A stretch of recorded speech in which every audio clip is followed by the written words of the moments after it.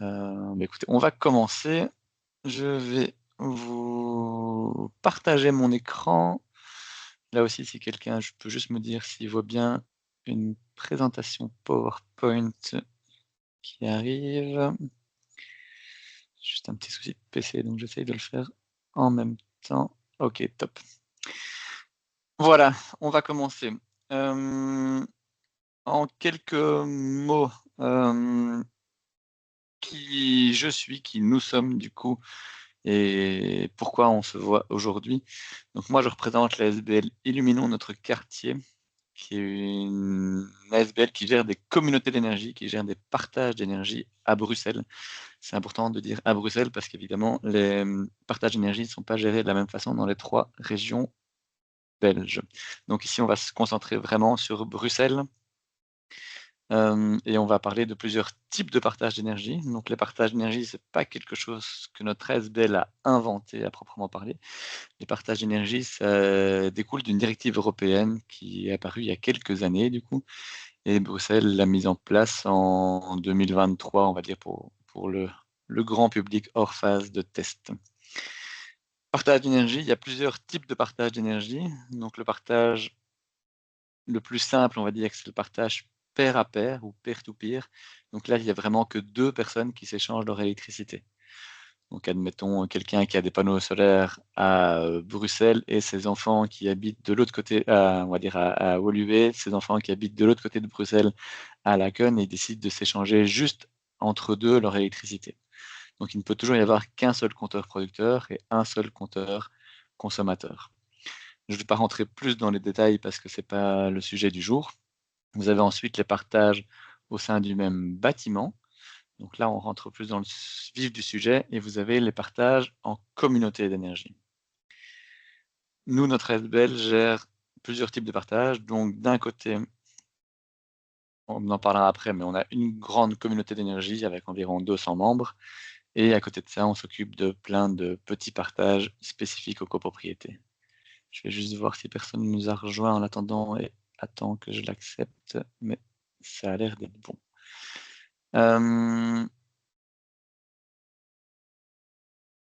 Youps. Alors, pourquoi on a créé cette communauté d'énergie, enfin cette SBL? Très simple le constat, on voit de plus en plus de panneaux à Bruxelles, ce qui est une super bonne chose.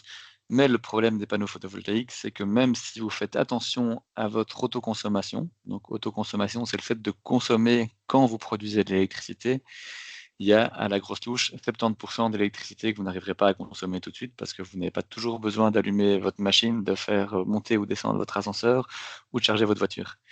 Toute cette électricité qui part, elle repart sur le réseau et elle est rachetée par des fournisseurs à un tarif qui est assez dérisoire. Donc c'est 70% de votre production qui repart vers le réseau. L'idée, c'est évidemment d'en faire profiter d'autres personnes pour le partage en copropriété, ceux qui habitent dans le même bâtiment, pour les communautés d'énergie, d'autres bruxellois. Donc comme je le disais, notre SBL s'occupe de 2 choses. D'un côté, une communauté d'énergie bruxelloise, donc on recouvre toute la région bruxelloise. C'est vraiment plutôt des maisons unifamiliales, on va dire, qui installent des panneaux solaires et qui l'échangent avec d'autres personnes bruxelloises qui n'ont pas de panneaux solaires ou pas assez de panneaux solaires. Les profils sont tout à fait variés et tout le monde peut rejoindre la communauté d'énergie tant qu'on est maximum une PME. Donc on ne peut pas accueillir Coca-Cola, par exemple, au sein de la communauté d'énergie, mais c'est pas le but. D'un autre côté, et c'est la raison pour laquelle on fait cette petite présentation aujourd'hui, c'est pour le partage en copropriété. Donc c'est un échange d'électricité qui est limité à un seul bâtiment, et là on essaie de répondre aux besoins vraiment spécifiques de chaque copropriété. Je vais passer très très vite sur le côté communauté d'énergie parce que c'est pas celui qui vous intéresse le plus, mais comme ça vous savez que ça existe. Notre communauté d'énergie donc a été fondée en mai 2023. Il y avait 3 personnes en juillet 2023 qui ont commencé à s'échanger leur électricité. Ils sont plus ou moins 200 actuellement et les profils sont très très variés. Donc c'est beaucoup de personnes privées, mais on a aussi des commerces, on a des restaurants, on a des écoles, on a des églises. On a notamment la ferme Nopilif qui nous a rejoints. C'est vraiment des profils assez différents et tout le monde est le bienvenu, comme je le disais. Zone géographique, on l'a dit, c'est les 19 communes bruxelloises, ni plus ni moins. Donc si vous êtes à la limite, mais juste en dehors des communes bruxelloises, ça ne marchera pas. Mais tant que vous êtes dans les 19 communes, tout le monde peut s'échanger l'électricité. Pour cette communauté d'énergie, évidemment, tout le monde paye et achète l'électricité au même prix.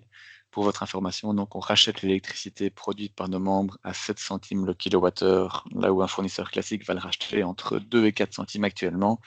Et on va revendre cette électricité à nos autres membres à 10 centimes le kilowattheure, là où encore les fournisseurs classiques vont le revendre entre 15, 16, 17 et 22, 23 centimes le kilowattheure. Ça, c'est pour la communauté d'énergie, mais ce n'est pas l'objectif de la présentation aujourd'hui. Ce qui vous intéresse, a priori, c'est le partage d'énergie en copropriété. Donc, comment ça marche le partage en copropriété? C'est assez simple. Vous mettez des panneaux sur le toit. Bon, il y a des exceptions, évidemment, mais on va partir du cas le plus classique. Vous mettez des panneaux solaires sur le toit, des panneaux photovoltaïques sur le toit. Ces panneaux sont branchés sur le compteur commun. Ce compteur commun va autoconsommer et puis va rejeter tout ce qui n'a pas autoconsommé sur le réseau. Ce qu'on va faire, nous, c'est qu'on va essayer de voir, avant que ça reparte sur le réseau, s'il n'y a pas des gens dans le bâtiment qui ont besoin de cette électricité, qui ont envie d'acheter cette électricité à un tarif plus avantageux. Notre rôle en tant qu'ASBL, en tant que gestionnaire, entre guillemets, de ce partage d'énergie, c'est qu'on va essayer de gérer tout ce qu'on peut faire. Donc, toute la gestion administrative, comptable, donc on va émettre des factures vers les occupants qui achètent l'électricité, on va reverser l'argent à la copropriété, on va facturer les fameux frais de réseau, la TVA, les accises, ça on s'occupe de tout ça. On fait un peu toute la gestion pour que les syndics, au final, les syndics ou la personne qui s'occupe de la gestion de la copropriété n'ait rien à faire. Donc nous, quand on prend une copropriété en gestion chez nous, la seule chose que le syndic voit passer, c'est une fois par mois une note de crédit qui arrive avec un versement qui arrive sur le compte de la copropriété pour tout ce qui est revenu lié à la vente d'électricité. La chose qu'on ne fait pas, par contre, c'est, vous savez qu'à Bruxelles, on a encore la chance d'avoir des certificats verts, ce qui rend les installations très, très, très vite rentables.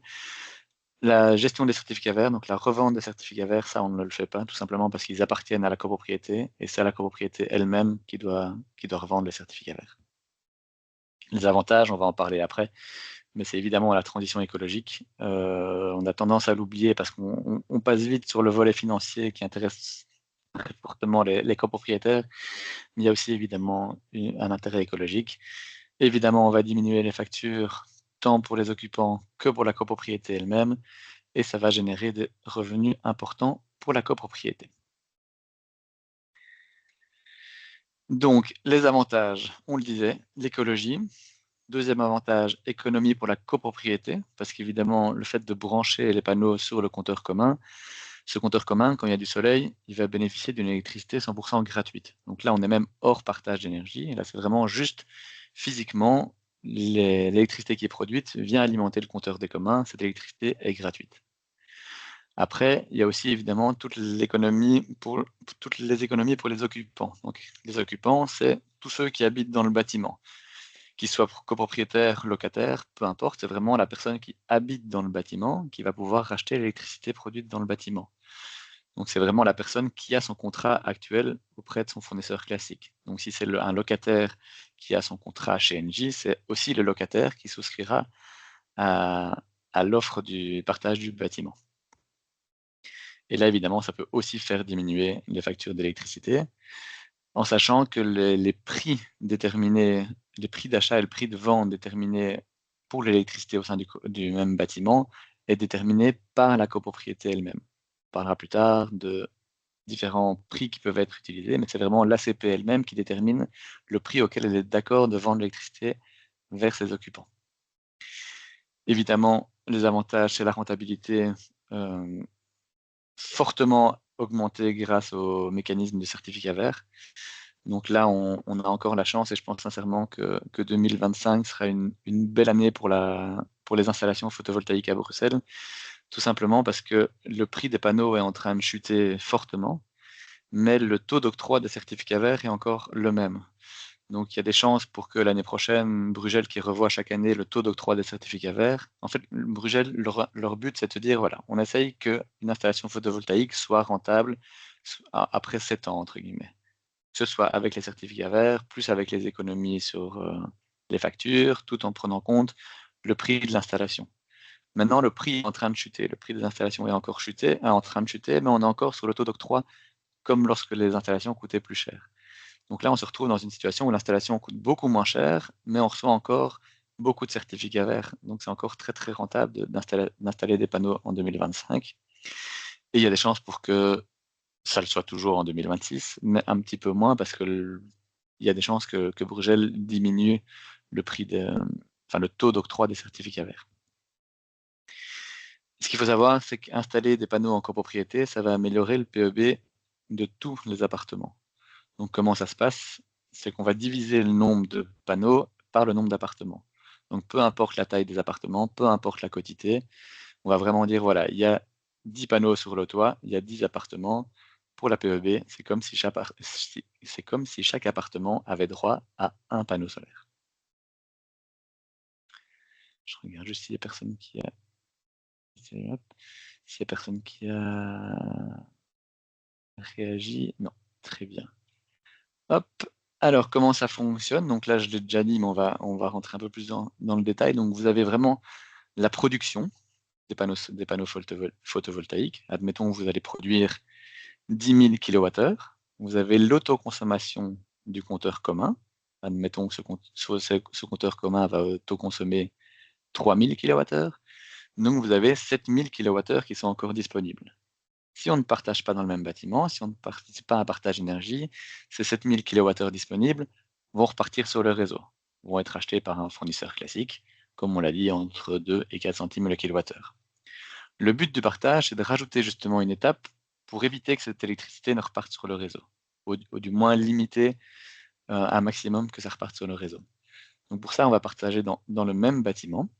Donc tout ce qui n'a pas été consommé par le compteur commun sur lequel est l'installation. Donc ça peut être répartis vers d'autres occupants, évidemment, mais aussi vers d'autres compteurs communs. Il arrive souvent dans une copropriété, vous avez une installation branchée sur un compteur commun, mais vous avez un deuxième, un troisième, un quatrième compteur commun sur lequel l'installation n'est pas. Évidemment, ces compteurs communs-là peuvent aussi bénéficier de l'électricité en le rachetant à un tarif préférentiel. Pas de panique, tout ce qui ne serait pas racheté par les occupants et par les autres compteurs communs éventuels repart sur le réseau et est quand même racheté par votre fournisseur classique. Donc il n'y a pas une perte là-dessus, c'est pas l'un ou l'autre. C'est pas ou bien on participe à un partage d'énergie ou bien on revend sur le réseau. Il faut vraiment voir ça comme un entonnoir où on voit par étapes. D'abord on autoconsomme, ensuite tout ce qui n'est pas autoconsommé on le partage dans le bâtiment. Tout ce qui n'est pas partagé dans le bâtiment repart quand même sur le réseau et est racheté par un fournisseur classique. Au niveau de la détermination des prix, donc la fixation des prix par la copropriété. Vous fixez ce que vous voulez. Donc vous pouvez très bien dire, voilà, nous l'installation, elle est déjà amortie, ou voilà, on a payé l'installation, mais nous notre but c'est pas d'amortir cette installation, et on veut vraiment, le but principal c'est qu'on diminue les factures de chaque occupant.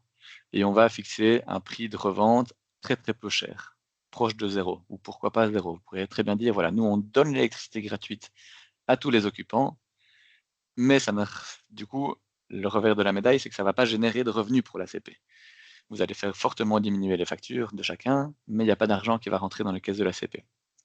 À l'opposé, vous pouvez très bien vous dire, voilà, nous, on n'a pas forcément envie de diminuer les factures de chacun, mais on veut qu'il y ait un maximum d'argent qui rentre dans les caisses de la CP. Donc vous pourriez très bien dire, nous, ce qu'on va utiliser comme tarif, on va prendre le prix du marché. Donc chacun payera la même chose que ce qu'il paye actuellement, mais l'avantage, c'est que plutôt que de le payer à son fournisseur classique, il payera à l'ACP. Donc c'est de l'argent que vous prenez d'une poche et que vous remettez dans l'autre poche. Donc ça, c'est très très intéressant pour générer des revenus pour la copropriété, si vous avez des travaux futurs ou si vous voulez tout simplement très vite amortir le prix de l'installation des panneaux solaires. À côté de ça, vous pouvez prendre un prix qui est un peu intermédiaire, un prix qui permettra de diminuer les factures de chaque habitant. Donc chacun aura envie de souscrire à l'offre du partage d'énergie de votre bâtiment parce que les prix sont plus faibles, mais d'un autre côté, ça permettra aussi de générer des revenus. Et un prix qui est souvent choisi dans les copropriétés, c'est le prix du tarif social. Pourquoi le tarif social? tout simplement parce qu'on sait que quand on paye le tarif social, c'est le prix le moins cher qu'on paye sur le marché, entre 30 et 40 moins cher en général qu'un contrat classique. C'est un prix qui est déterminé et qui est fixé tous les 3 mois, donc tout le monde peut aller vérifier sur le site de la CREG le prix du tarif social. C'est pas quelqu'un en assemblée générale, le monsieur du 3e étage qui parle plus fort que tout le monde et qui en assemblée générale a dit: «Moi je veux que le prix ce soit, 15 centimes». C'est pas lui qui va le déterminer, là c'est un prix que tout le monde peut vérifier et qui s'adapte en fonction du marché. Donc si le prix du marché augmente fortement, le tarif social va aussi augmenter un peu. Si le prix du marché diminue fortement, le prix du tarif social va aussi diminuer. Mais c'est un tarif qui n'est pas égal à 0 €, donc c'est un tarif qui va quand même permettre de faire de générer des vrais revenus pour l'ACP. Donc ce que vous voyez dans le petit graphique ici à gauche, bon, c'est les prix de novembre 2024, ils ont un peu changé, mais dans l'ordre de grandeur, c'est la même chose. Vous voyez le prix du tarif social, il est ici, c'est la deuxième colonne. Le bleu, c'est l'électricité. L'orange, c'est les frais de réseau. Et en rouge, c'est les taxes, c'est les fameuses accises spéciales qu'on doit payer. Ce qu'on va faire quand on partage au sein du même bâtiment et qu'on choisit de payer le prix du tarif social, on va s'arranger pour que le prix total payé par l'occupant à la fin soit exactement au même que s'il avait été au tarif social. Donc quelqu'un qui est au tarif social peut aussi souscrire à l'offre du partage au sein du même bâtiment, il payera toujours la même chose. Vous voyez qu'il y a des grosses différences, c'est qu'il y a une beaucoup plus grande partie bleue qui est l'électricité. Tant mieux parce que c'est ce prix-là qui sera reversé à l'ACP après. Vous avez une toute petite partie orange, j'expliquerai pourquoi, qui sont les frais de réseau, et vous avez une partie rouge qui sont des taxes, là, qui est plus grande parce qu'on ne peut pas faire bénéficier du tarif social, enfin des avantages du tarif social quand on partage dans le même bâtiment. Pourquoi il y a une grosse différence sur ce qui est la partie orange? C'est parce que quand on partage au sein du même bâtiment, on estime qu'en fait on n'utilise pas beaucoup le réseau. Donc, Sibelga offre des grosses réductions de réseau, donc c'est l'électricité qui est partagée dans le même bâtiment. Il faut savoir que pour les partages, que ce soit en communauté, en pair à pair ou peu importe, il y a 4 catégories de frais de réseau. Donc, il y a ce qu'ils appellent, si vous voyez sur internet, le type A, B, C ou D. C'est différentes réductions qu'on peut avoir sur les frais de réseau. Le type D, c'est le type le moins avantageux, c'est vous payez exactement les mêmes frais de réseau que ce que vous payez chez votre fournisseur classique. Ça va être si vous échangez votre électricité avec quelqu'un, par exemple, qui est dans une autre commune. Donc quelqu'un qui est vraiment sur une autre cabine haute tension, donc qui est assez loin. À l'opposé de ce tarif D, vous allez avoir le tarif A, qui est le tarif le plus avantageux, sur lequel vous avez des plus grosses réductions de frais de réseau, et c'est le tarif justement quand on partage au sein du même bâtiment. Ça fait des vraies belles différences. Au milieu, vous avez tarif B et tarif C. Je ne vais pas m'attarder dessus, mais tarif B, c'est quand on est au sein de la même cabine basse tension. Vous avez encore des réductions intéressantes. Tarif C, c'est quand vous êtes au sein de la même cabine haute tension, donc entre le producteur et le consommateur. Vous avez une réduction qui est minime, mais quand même une réduction. Il faut savoir que tout ce qui est non-électricité sur une facture, donc si vous avez une facture d'électricité, il faut savoir que vous avez 2 gros blocs. Vous avez d'un côté l'électricité, on va dire à la grosse louche qui vaut 15 centimes le kilowattheure, et vous avez tout ce qui n'est pas électricité, qui vaut aussi 15 centimes le kilowattheure. C'est ce que vous voyez plutôt en proportion ici. Donc vous avez le bleu qui vaut plus ou moins la moitié, et tout le reste qui vaut plus ou moins la moitié. Sur cette moitié qui n'est pas de l'électricité, donc tout ce qui est frais de réseau, taxes et tout ça, vous allez économiser la moitié quand vous êtes dans le même bâtiment. Donc il y a déjà un quart de votre facture d'électricité qui est économisée rien que parce que c'est de l'électricité qui vient dans le même bâtiment. À côté de ça, si vous choisissez le tarif social, vous voyez que ça permet de générer des revenus intéressants. Donc ça, c'est la partie de droite ici, vente électricité, c'est la vue de la copropriété elle-même. Donc si vous revendez votre électricité, le surplus de votre production, donc l'injection, si vous la revendez à un fournisseur classique, comme on le disait, vous êtes entre 2 et 4 centimes le kilowattheure.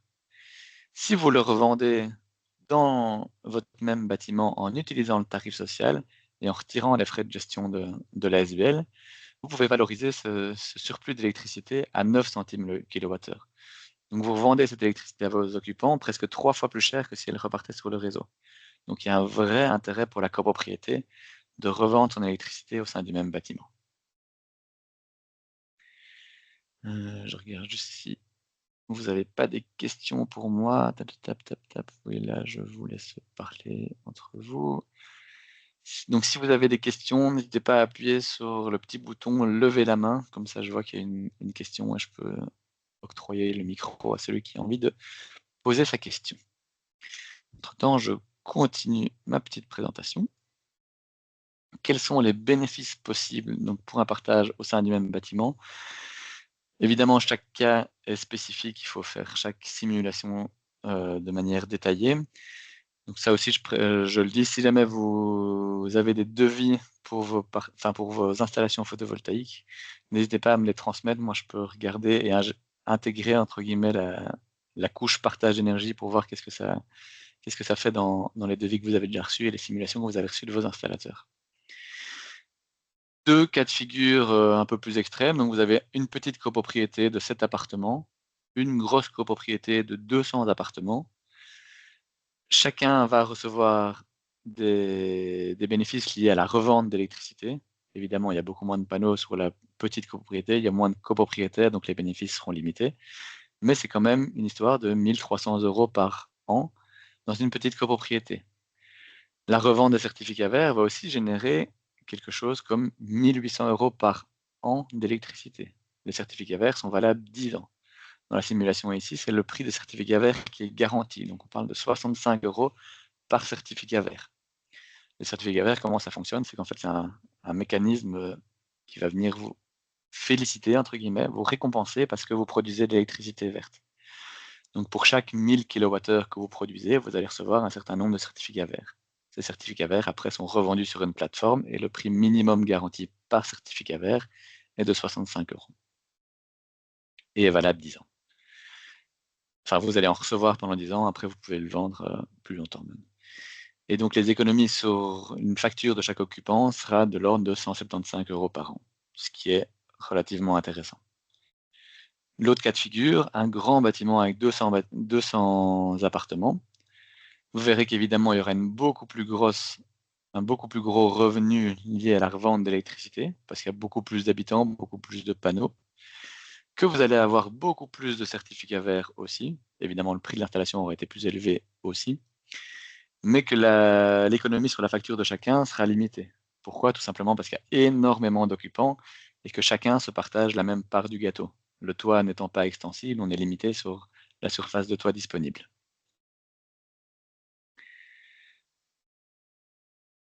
Alors, comment ça se passe, les étapes de mise en place quand on veut participer à un partage d'énergie? Bon, évidemment, il y a l'installation photovoltaïque, je ne l'ai pas mise ici, mais évidemment, c'est un prérequis. Si vous n'avez pas d'installation, évidemment, il n'y a rien à partager. Vous allez devoir posséder des compteurs intelligents. Donc tout le monde va avoir des compteurs intelligents, tant à l'installation, ça c'est une obligation légale à Bruxelles, de toute façon, quand vous faites une installation photovoltaïque, vous devez mettre un compteur intelligent, mais tous les occupants devront aussi avoir un compteur intelligent. Le changement est tout à fait gratuit, c'est 100% gratuit tant que vous ne faites pas des modifications de puissance ou d'endroit ou peu importe. Si vous voulez juste changer et avoir un compteur intelligent, il suffit de demander à Sibelga. Sibelga vient de changer, c'est 100% gratuit. Ça vaut la peine de le faire maintenant. De toute façon, ce sera obligatoire à Bruxelles d'ici 2030. L'objectif de Sibelga, c'est d'avoir changé presque tous les compteurs d'ici 2030. Donc autant le demander maintenant, ils viennent et c'est gratuit. Le changement prend entre 1 et 3 mois en général pour qu'ils viennent le changer. Pourquoi il faut avoir un compteur intelligent?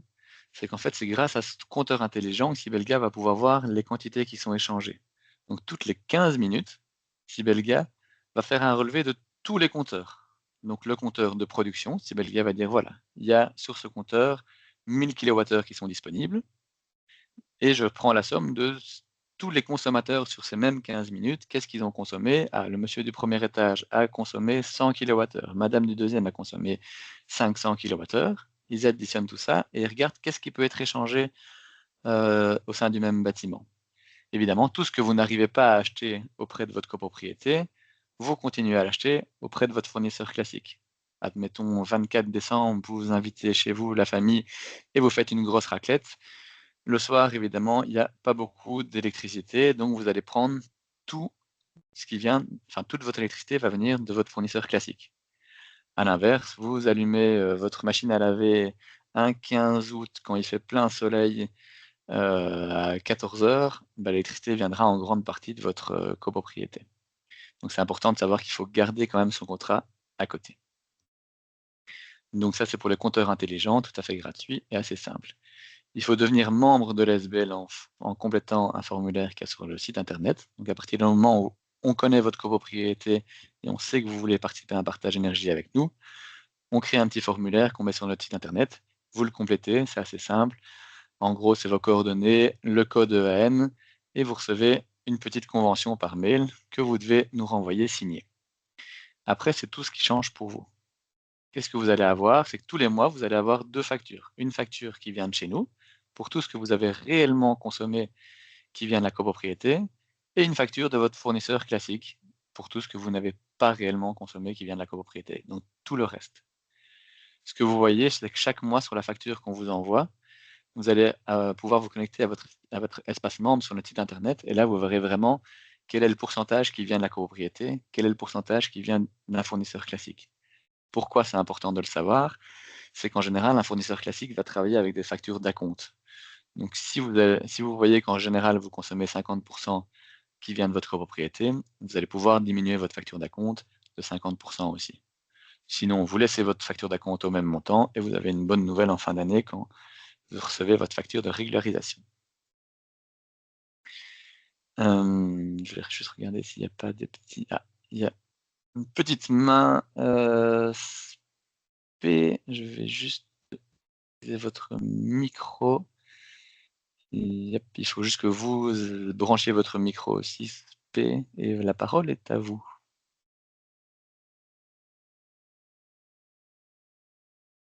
Là, votre micro est toujours coupé, donc vous devez avoir une petite option pour activer le micro. Si vous ne la trouvez pas, P, vous pouvez écrire votre question dans le chat. J'y répondrai aussi. Je regarde juste s'il n'y a pas de questions dans le chat.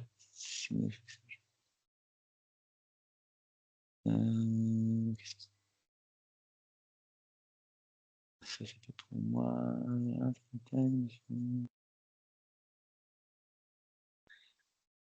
Compteur intelligent versus compteur communicant, non. En fait, pour participer à un partage d'énergie, il faut un compteur intelligent avec la fonction communicante.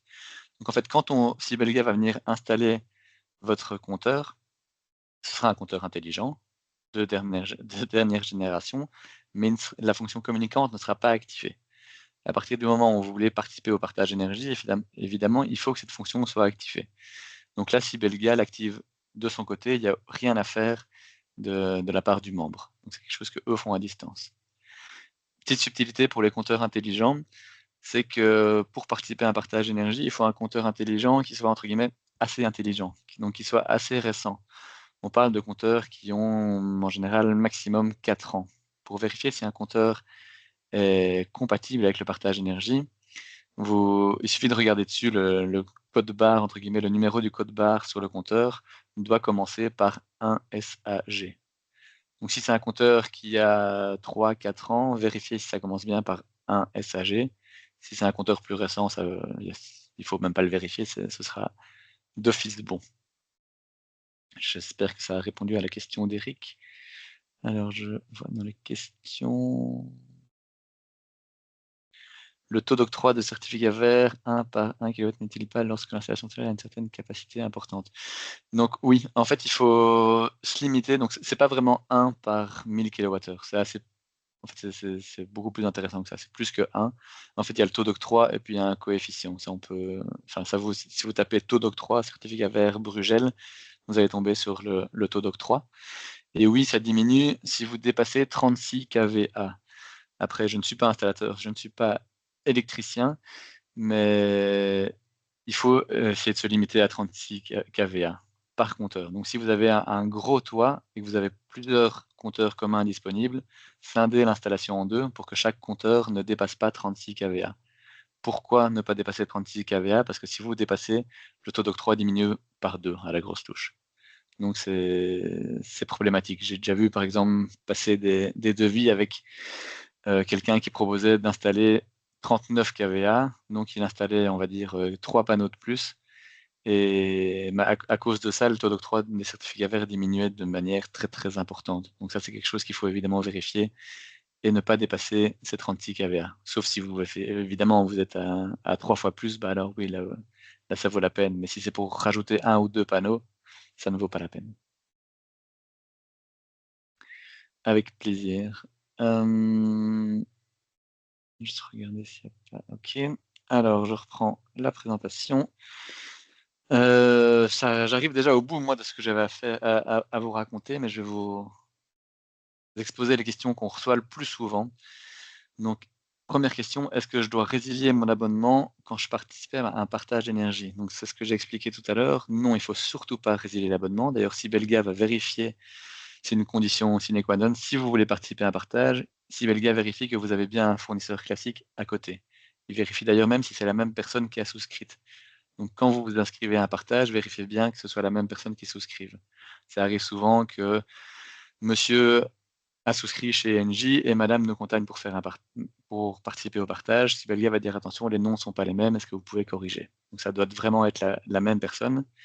Et pourquoi garder un contrat classique? Comme je le disais, la copropriété ne vous fournira jamais 100% de votre électricité parce qu'on est en Belgique et qu'il n'y a pas du soleil 24 heures sur 24. Deuxième question, est-ce que je ne risque pas de payer 2 fois les frais de réseau? Non, il n'y a aucun risque là-dessus. Donc, les frais de réseau sont applicables par volume. Donc, il y aura une partie de votre volume qui sera comptabilisée par la copropriété. Donc, si vous consommez 100 kWh qui viennent de la copropriété, nous, on facturera des frais de réseau sur ces 100 kWh. À côté de ça, Engie, si vous êtes chez Engie, vous facturera peut-être 300 kWh. Ils factureront des frais de réseau sur ces 300 kWh. Donc, chacun facture ses frais de réseau, mais ils ne sont pas comptabilisés 2 fois. Est-ce qu'il est possible de quitter et rejoindre l'ASBL, donc quitter et rejoindre le partage énergie quand on veut? Nous, dans les formules qu'on propose, il y a un préavis de 3 semaines ou 2 semaines même. En fait, c'est juste le temps de traiter l'information pour quitter le partage d'énergie. Donc, il n'y a aucun engagement sur la durée. Tout le monde est libre de partir quand il veut. Combien ça coûte de rejoindre l'ASBL, donc de rejoindre le partage énergie? Donc, il faut savoir quand vous êtes un occupant et que vous rejoignez un partage énergie qui est géré par notre ASBL, vous devenez officiellement membre de l'ASBL. Donc, membre de l'ASBL avec droit de vote à l'Assemblée générale, si ça vous dit. En général, pour les copropriétés, on s'arrange pour donner mandat soit au syndic, soit au conseil de copropriété, pour que chacun ne doive pas venir se présenter à l'Assemblée générale. Et ça coûte 5 € par an pour être membre de l'ASBL. En plus de ces 5 € par an, quand vous participez à un partage d'énergie, que ce soit via un partage au sein du même bâtiment, que ce soit via une communauté d'énergie, peu importe, vous devez rajouter plus ou moins 1 € par mois de frais de Sibelga. Donc, pour que Sibelga fasse ses relevés automatiques, qui traitent les informations, il vous facture 1 € par mois. Donc, à la grosse touche, ça coûte 15 € par an pour participer à un partage d'énergie. Bon, la dernière question, elle est plus pour ceux qui sont intéressés par les communautés d'énergie. Donc, je n'ai pas de panneau. Est-ce que je peux quand même vous rejoindre? Oui, évidemment. Pour qu'il y ait un partage d'énergie, il faut des personnes qui aient des panneaux solaires, il faut des personnes qui n'aient pas de panneaux solaires pour que tout le monde puisse s'échanger l'électricité. Donc, oui, d'un côté, il faut des gens qui n'ont pas de panneaux pour que ça marche, évidemment. Au niveau des frais de la SBL, donc ça, j'en ai pas parlé, pour les partages au sein du même bâtiment, donc la SBL va prendre une commission de gestion de 4 centimes par kilowattheure partagé. Donc, si vous décidez de revendre l'électricité à vos occupants, enfin, donc si l'ACP décide de revendre l'électricité à ses occupants à 15 centimes le kilowattheure, nous, on reversera 11 centimes à l'ACP. Pour tout ce qui est partagé. Donc tout ce qui est autoconsommation, donc la fameuse première étape, là évidemment, il y a rien qui est facturé, c'est de l'autoconsommation, c'est tout à fait gratuit pour vous. Et tout ce qui repart sur le réseau, il n'y a pas de frais non plus, ça repart et c'est racheté par votre fournisseur classique. Voilà, moi je suis arrivé au bout de la présentation. Je vous laisse libre de poser toutes les questions que vous avez. Attendez, je reprends juste en arrière les questions. Tac, tac, tac, tac. Est-ce que le PowerPoint est téléchargeable? Non, mais je peux vous l'envoyer. Envoyez-moi un petit mail du coup. Enfin, sinon, je l'enverrai à tout le monde. J'enverrai le PowerPoint à tout le monde. Ce sera plus simple. Si l'installation est en toiture d'une ACP en tiers investissement, comment ça se passe pour le partage, puisque l'installateur reste propriétaire de l'installation? Il y a 2 cas de figure. Soit l'installateur est en fait, il y a plusieurs cas de figure même. Soit c'est une vieille installation et il y a longtemps, les installateurs avaient assez d'argent pour se rémunérer en ne prenant que les certificats verts. Donc les certificats verts suffisaient à l'installateur et tout ce qui était injection était pour la copropriété. Dans ce cas-là, la copropriété est déjà propriétaire de l'injection et elle peut la partager avec qui elle veut. Tout ce qui est installation plus récente, les tiers investisseurs n'ont plus assez d'argent pour se rémunérer avec les certificats verts. Donc en général, ils sont aussi propriétaires de l'injection. Après, ça dépend de chaque tiers investisseur, hein, mais généralement, c'est ce qu'ils font, c'est que l'autoconsommation est pour l'ACP, l'injection est pour le tiers investisseur. Dans ce cas-là, il suffit de s'arranger avec le tiers investisseur. La plupart le font maintenant pour dire voilà, nous, on veut participer à un partage d'énergie. Qu'est-ce que vous proposez? Est-ce que vous êtes d'accord? Quel est le prix auquel vous seriez d'accord de vendre votre injection aux occupants pour que ce soit intéressant? Donc ça, c'est quelque chose qu'il faut voir avant, avec le tiers investisseur avant de signer avec lui, avant de réaliser l'installation. Mais c'est quelque chose qui est tout à fait discutable. Enfin, nous, on a plusieurs copropriétés en gestion chez nous qui ont été réalisées par des tiers investisseurs. Et donc, nous, on traite directement avec le tiers investisseur. Donc, l'occupant va payer son électricité à la SBL et la SBL, plutôt que de rendre l'argent à l'ACP, le rendra à l'investisseur. Les certificats verts vendus ne dépassent pas le prix plancher garanti. Avez-vous le même feedback? Oui, actuellement, c'est tout à fait vrai. Donc, actuellement, les certificats verts s'échangent autour de 65 euros le certificat vert. Ah, bah, Herman à 72 plus TVA. Moi, je veux bien que vous m'envoyiez un petit mail donc, pour me dire à qui vous les revendez. C'est bah, voilà, vous l'avez même déjà mis en dessous. Top. Très bonne nouvelle. Moi, de tout ce que j'avais entendu récemment, on était autour de 65. Le but de Brugel, c'est de l'équilibrer autour de 70-75 euros normalement. Mais le problème, c'est qu'il y a une grosse quantité de certificats verts qui sont actuellement sur le marché. Euh, pour le moment, ça va pas en s'améliorant parce que tout le monde les garde un peu en espérant que le prix remonte. Ça changera peut-être dans un futur à moyen terme, on va dire, mais je pense pas que ça changera à court terme. Question d'Eric, est-ce qu'on ne risque pas de payer 2 fois les frais de compteur ou d'abonnement? Donc les frais de compteur, non, les seuls frais que vous allez avoir en plus par rapport à vos frais actuels, c'est les fameux 1 euro par mois de Sibelga parce que vous participez à un partage d'énergie. Les frais d'abonnement auprès de votre fournisseur classique, c'est les mêmes frais que ce que vous payez actuellement. Attention, vous entendez peut-être dans la presse que certains fournisseurs facturent des frais exorbitants pour ceux qui participent à un partage d'énergie. C'est le cas pour la Flandre et la Wallonie parce que les systèmes sont un peu différents et c'est les fournisseurs qui doivent faire toute une gestion que l'ASBL, en l'occurrence à Bruxelles, fait. Donc, bouchez vos oreilles quand vous entendez ça. À Bruxelles, il n'y a pas de frais facturés par les fournisseurs. Didier, est-ce que la vidéo est téléchargeable afin de la partager dans la CP? Oui, normalement, si techniquement ça a marché, la vidéo sera disponible. Je pourrais la partager. Existe-t-il une carte des lieux où sont situées les cabines haute tension dans la région de Bruxelles, capitale? Non, malheureusement, il faut chaque fois demander à Sibelga. Vous devez envoyer remplir un petit formulaire sur le site de Sibelga pour dire voilà, est-ce que cette adresse A, B, C et D sont sous la même cabine basse tension, haute tension et tout ça. Et ça, ils vous le disent, mais c'est vous qui devez vraiment rentrer les adresses pour lesquelles vous voulez avoir les informations.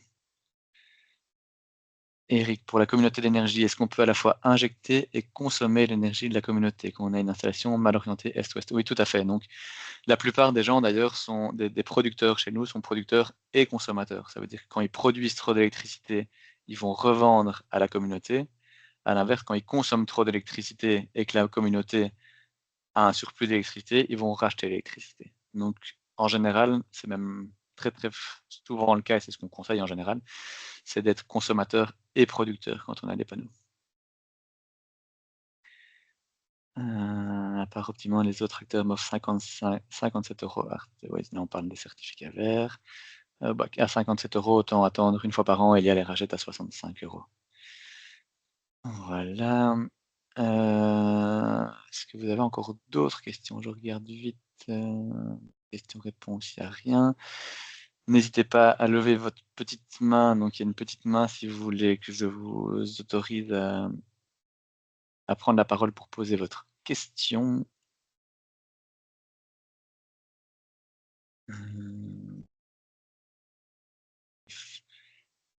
Hop, ouais, P, si vous savez juste retirer votre petite main parce que elle est toujours là, je pense qu'on a répondu à votre question.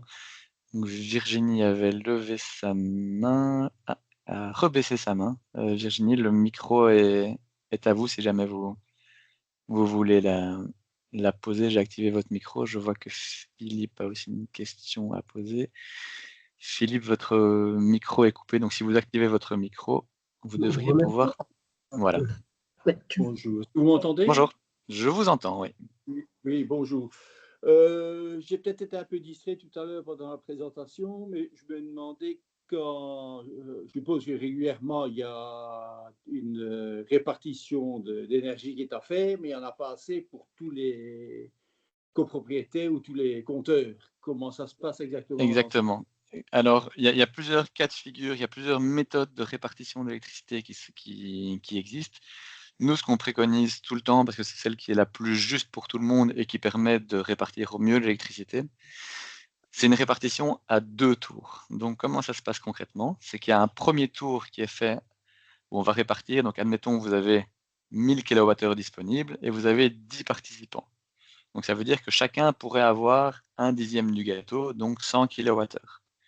Évidemment, tout le monde ne sera pas là. Il y a des gens qui seront partis travailler, il y a des gens qui ne sont pas en train de faire tourner leur machine et tout ça.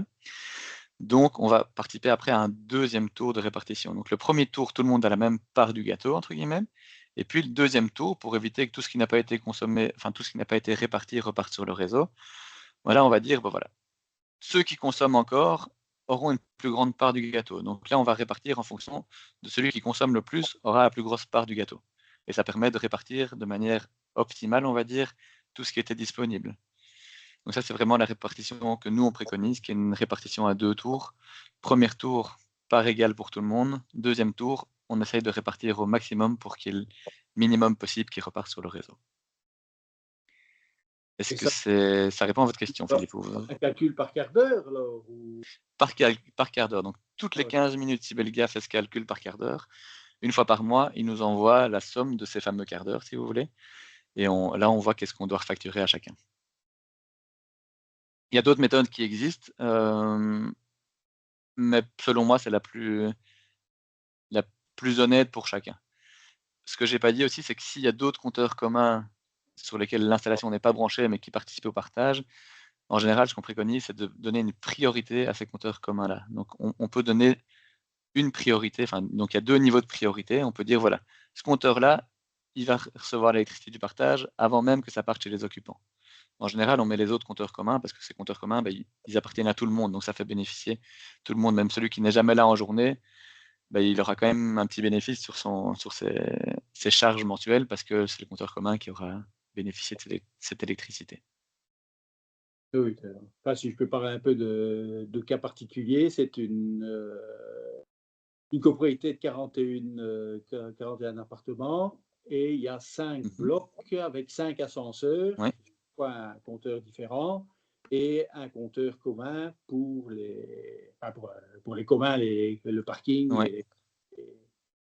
et les halls communs. Bah, là, soit vous répartissez, vous divisez l'installation en 5 que vous branchez sur chaque compteur commun, et après vous faites un partage entre les 5, soit vous mettez sur un seul compteur commun ou 2 compteurs communs, et vous intégrez les autres compteurs dans le partage aussi.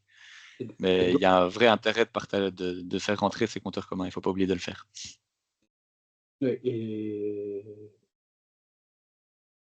je sais perdu Euh, ma question.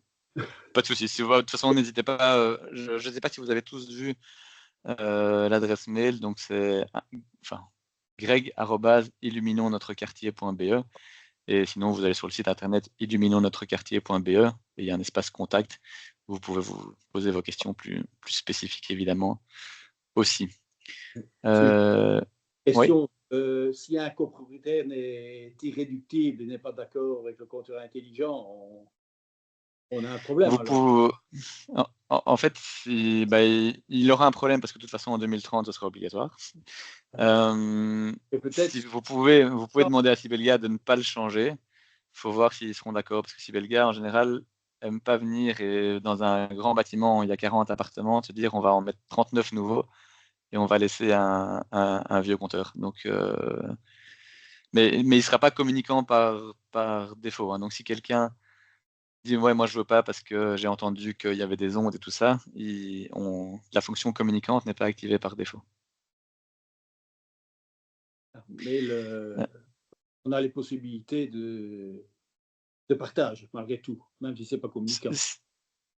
Non, non, en fait, c'est le même boîtier, c'est le même compteur, donc il est possiblement communicant, Mhm. mais la fonction communicante n'est pas activée de base. À partir du moment où quelqu'un dit je veux rentrer dans le partage, alors là, Sibelga active la fonction communicante. Mhm. D'accord, oui. Et donc, s'il y a un monsieur qui veut pas participer au partage, son compteur ne sera pas communicant. D'accord, oui. Merci. De rien. Thierry, je vous laisse la parole. Il faut juste que vous activiez votre petit micro avant et je vous écoute.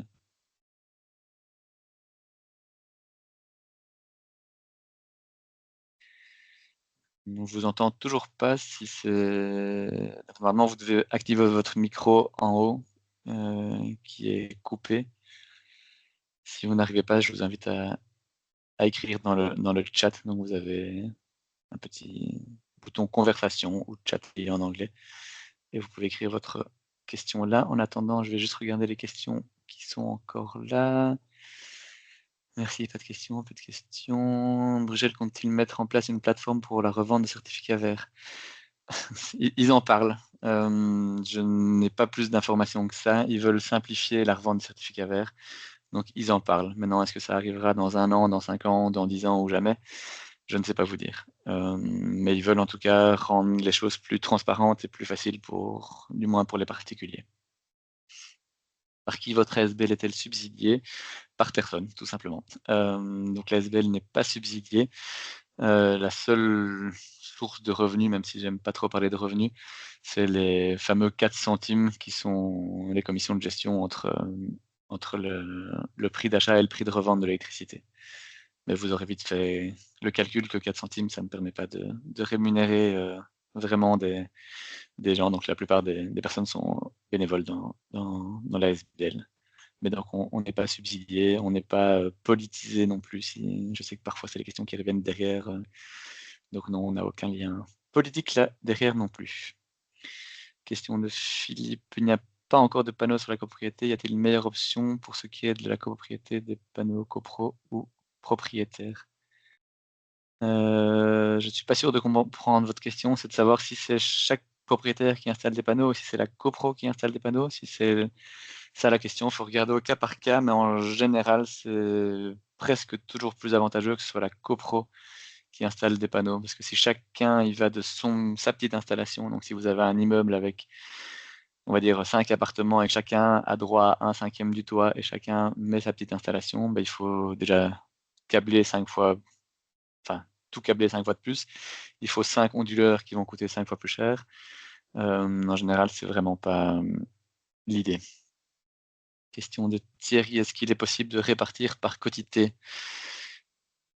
Théoriquement, c'est possible. Si vous avez un petit immeuble avec très peu de changements de locataires, propriétaires dans le bâtiment, ça peut être possible. Le problème, c'est que si vous décidez de faire une répartition par quotité, dès qu'il y a un changement avec un membre qui s'ajoute ou qui part, toutes les quotités changent.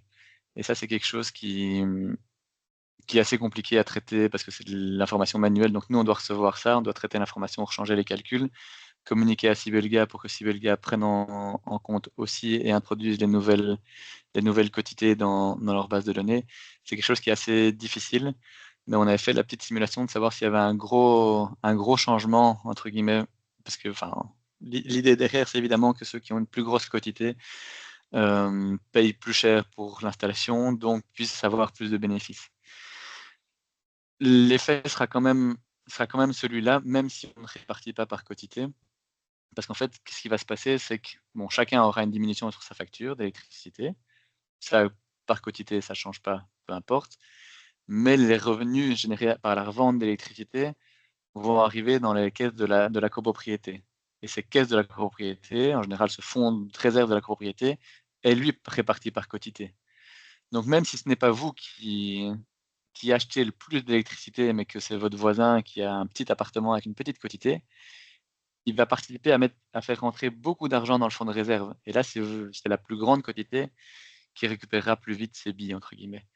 Donc, même si la méthode de répartition à proprement parler de l'électricité n'est pas par quotité, il y a quand même un effet de recalcul derrière qui est automatique, qui permet que chacun puisse, que le fonds de réserve soit réparti par quotité. Et donc là, ça devient intéressant pour chacun.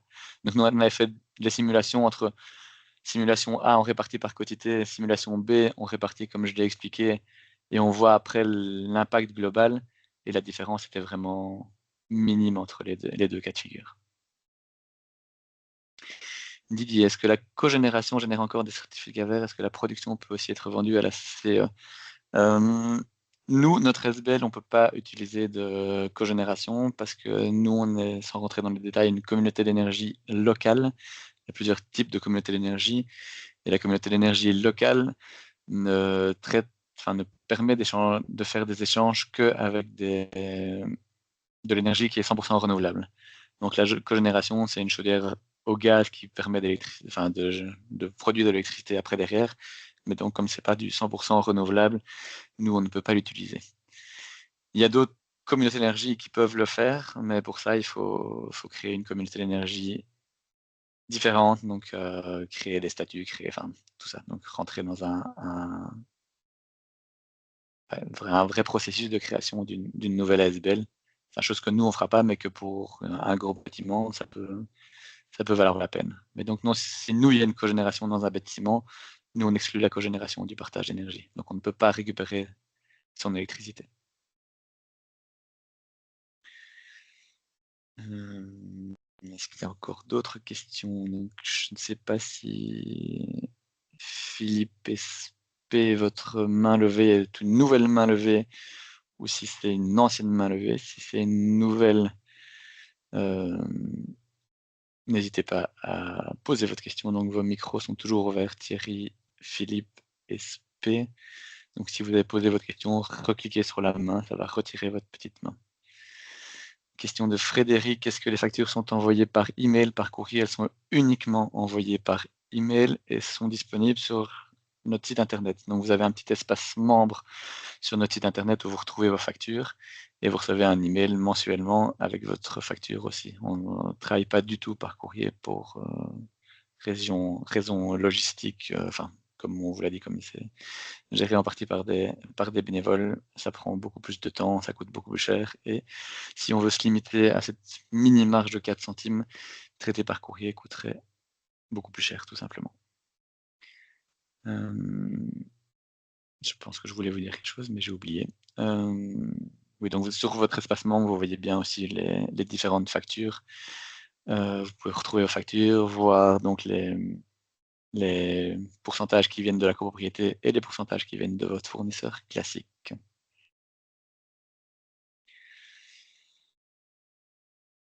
On est même dans les temps, donc on a encore 5 minutes pour ceux qui ont encore des questions peut-être plus spécifiques même.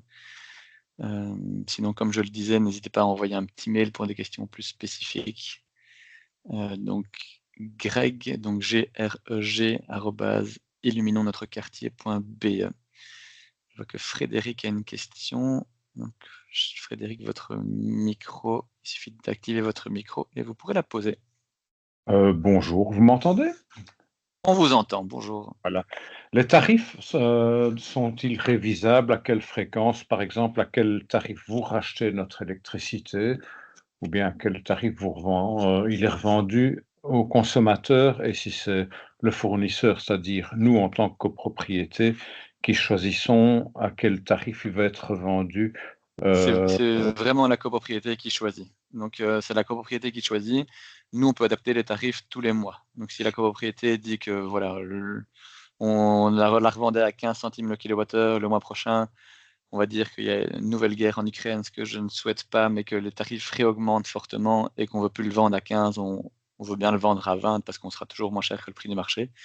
Donc tous les mois, on peut adapter ce tarif-là. Il faut juste Et qu'on vo reçoive un et message. votre, entre guillemets, «commission», elle est révisable aussi, je suppose, selon Elle est l'évolution? révisable, Comment le mais budget de la c'est SBL va pas le but. fonctionner, quoi? Mais ouais, c'est ça. Elle est révisable, en toute honnêteté, c'est pas le but. Le but, c'est de la garder, comme ça, à vie. Nous, le but, c'est que ça reste toujours intéressant. Donc si notre marge grandit trop et que plus personne, enfin que ça ne soit plus intéressant pour les partages énergie, ça perd tout son sens. Donc le but, c'est qu'elle reste à 4 centimes. Si un jour on doit la changer, on renverra une nouvelle convention à signer avec, par chacun. Mais c'est pas Et enfin, en toute honnêteté, c'est pas le but. et question de la pérennité de la SBL, y a-t-il, je veux dire, garantie que cette SBL ne disparaisse pas dans 1 ou 2 ans, dans bon, on c'est un bel essai, c'était sympa ce qu'on a fait, puis bon et on se retrouve comment après, quoi? Et aucune garantie évidemment. C'est vache, hein, Je comme question aussi pense de pas. Non, non, tout à fait, c'est une très bonne question. En fait, on peut partir du cas où la SBL n'existe plus. Hem, Entre guillemets, «c'est pas trop grave». Dans le sens où vous pouvez demander à quelqu'un d'autre de gérer votre partage énergie et si vous trouvez personne, l'électricité n'est pas perdue, elle repart quand même sur le réseau. Donc ça ne changera pas. Maintenant, le but, c'est qu'évidemment, la SBL dure le plus longtemps possible. Il y a pas de raison qu'elle s'arrête, à court terme ou au moyen terme. Enfin, on est plutôt dans une phase où tout va pour le mieux et les projets grandissent et enfin, on a créé ça pour que ça marche, pour le mieux aussi. Maintenant, je peux pas vous garantir qu'on sera encore là dans 25 ans. Je le souhaite, vraiment. Il y a comme je dis, il y a aucune raison, enfin, pour le moment, il y a aucun signe qui prouve que ça s'arrêtera. Maintenant, peut-être qu'un jour, les communes vont gérer ça ou peut-être qu'un jour, quelqu'un d'autre, le fera, pour encore moins cher, même si j'y crois peu, mais voilà, enfin qu'il y a quelque chose d'autre qui va arriver sur le marché et et qui fera que la SBL cessera d'exister ou fera autre chose, aidera d'autres personnes. Mais, à l'heure actuelle, il y a aucune raison qu'on s'arrête et comme je vous dis, si jamais ça devait s'arrêter, ça pourra toujours être repris par quelqu'un d'autre. Merci. Je vous en prie. Est-ce que quelqu'un d'autre a une question? Je vois qu'il est 12h45. Je vous laisse encore, 10 secondes si vous avez une petite question ou une petite main à lever pour poser votre dernière question. Sinon, je vous souhaite déjà une bonne journée. J'espère que vous avez appris pas mal de choses, que c'est plus clair. N'hésitez pas, si vous avez des questions, il y a de l'info sur notre site internet, il y a de l'info par mail si vous posez vos questions par mail. Si vous avez des questions spécifiques pour votre copropriété, n'hésitez pas. Si vous avez des devis à nous envoyer pour qu'on rajoute l'aspect partage dans la simulation, on peut le faire aussi. Enfin, n'hésitez pas. Le message est clair, c'est n'hésitez pas. Bon, je pense que tout le monde a posé sa question, donc je vous souhaite une bonne journée. À bientôt.